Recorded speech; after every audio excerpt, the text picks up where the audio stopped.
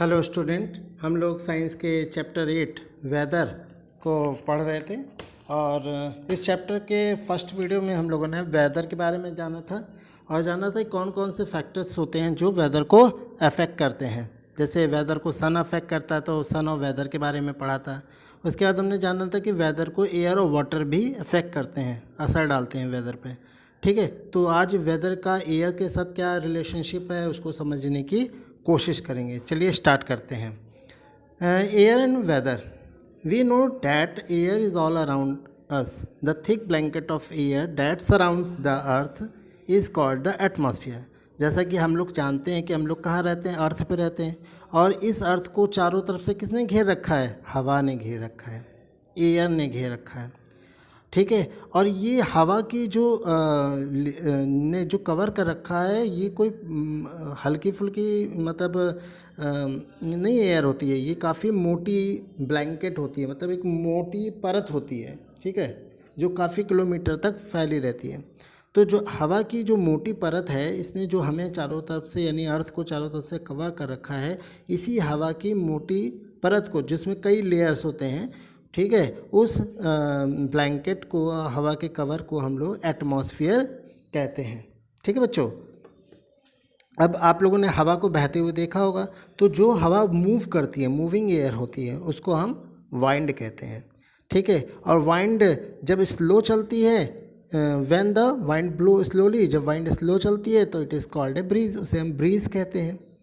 लेकिन यही wind when the wind blows fast, जब यही वाइंड तेज़ी से चलती है तो इसे हम गेल बोलते हैं। क्या बोलते हैं? गेल बोलते हैं।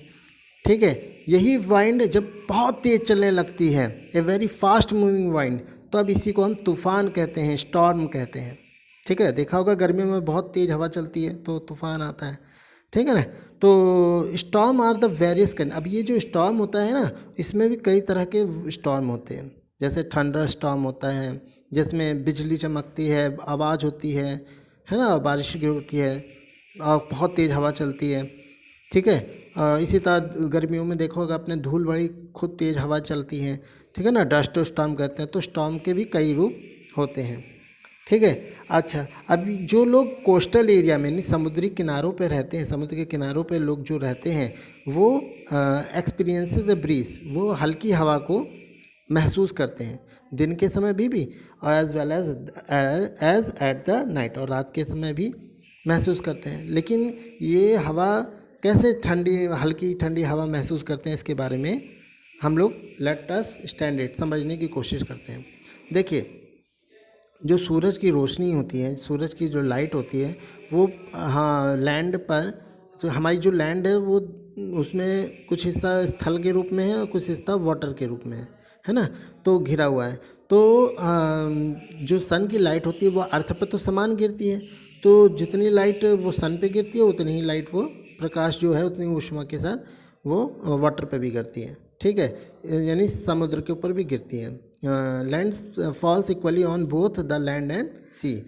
बट परंतु होता क्या है कि दिन के समय में जो लैंड होता है वो बहुत तेज़ी से गर्म होता है, जबकि वाटर जो है वो उतनी तेज़ी से गर्म नहीं होता है। ठीक है, अच्छा, अब जब लैंड गर्म होता है तो उसकी आसपास जो एयर होती है, ठीक है, जो उसको टच कर रही होती है, वो भी गर्म हो जाती है।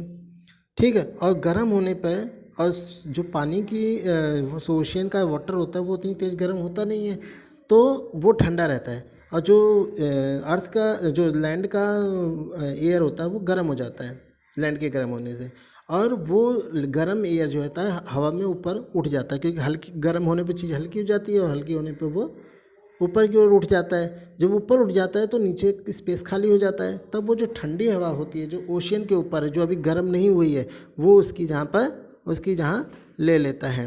ठीक है, तो ये जो समुद्र से दिन के समय में समुद्र से जो एयर ओशियन की तरफ, लैंड की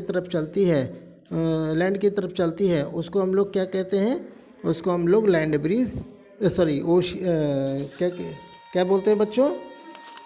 उसको हम लोग सी ब्रीज बोलते हैं। क्या बोलते हैं? सी ब्रीज बोलते हैं। तो देखते हैं, इसको पैराग्राफ के द्वारा भी समझते हैं। Sunlight falls equally on both the land and the sea but the land gets heated faster than the sea. So during the day, the air above the land become hotter than the air above the sea. This land air rises upward and the cool air from the sea rushes in take its place. Thus during the day, cool wind blow from the sea to land. This is called sea breeze. यही मैं आपको बता रहा था कि इसको sea breeze कैसे कहा जाता है। जब सी से हवा, जो ठंडी हवा लैंड की तरफ बहती है तो उसे हम सी ब्रीज कहते हैं। और क्यों बहती है और कैसे बहती है ये भी मैंने आपको बताया। अब आइए जानते हैं लैंड ब्रीज के बारे में। During the night the land cools down. अब बताया आपको कि रात के समय जो सन तो रहता नहीं है, तो जो अर्थ है और समुद्र का पानी है वो ठंडा होने लगता है, ठीक है। लेकिन रात के समय में लैंड जितनी तेज़ी दिन में गर्म होता है उसके बनस्पत रात में बहुत तेज़ी से ठंडा भी होता है, लेकिन जो पानी है उतनी तेज़ी से ठंडा नहीं होता। सम ओशन का जो वाटर है वो तेज़ी से ठंडा नहीं होता रात के समय, ठीक है। इसके कारण जो लैंड की एयर होती है वो ठंडी हो जाती है अर्थ के लैंड के ठंडा होने से, तो उस वहाँ की हवा भी ठंडी हो जाती है। जबकि समुद्र का जो पानी होती तेज़ी से ठंडा नहीं होता, इसलिए वहाँ की वाटर गर्म रहती है। जब समुद्र का पानी एयर गर्म होती है तो वो एयर जो होता है ऊपर की ओर उठ जाती है लाइट होने के कारण। तब लैंड की जो ठंडी हवा होती है वो समुद्र की जो स्पेस खाली हुआ है उस जहाँ को ले लेता है। तो लैंड से जो एयर ओशन की तरफ गई उसको हम लैंड ब्रीज कहते हैं, ठीक है। तो यही याद बताया गया कि during the night the land cools down faster than the sea, यानी रात के समय जो लैंड है वो बहुत तेज़ी से समुद्र के बनस्पत ठंडा होता है। So the air above the land become cooler, इसलिए जो लैंड के ऊपर एयर होती है वो तेज़ी से ठंडी होती है बनस्पत के समुद्र के ऊपर की हवा से। Since the sea is still warm, इसीलिए समुद्र की जो के गर्म होने के कारण एयर उसके ऊपर भी गर्म होती है और वो राइसेस अब ऊपर उठ जाती है गर्म होने के कारण।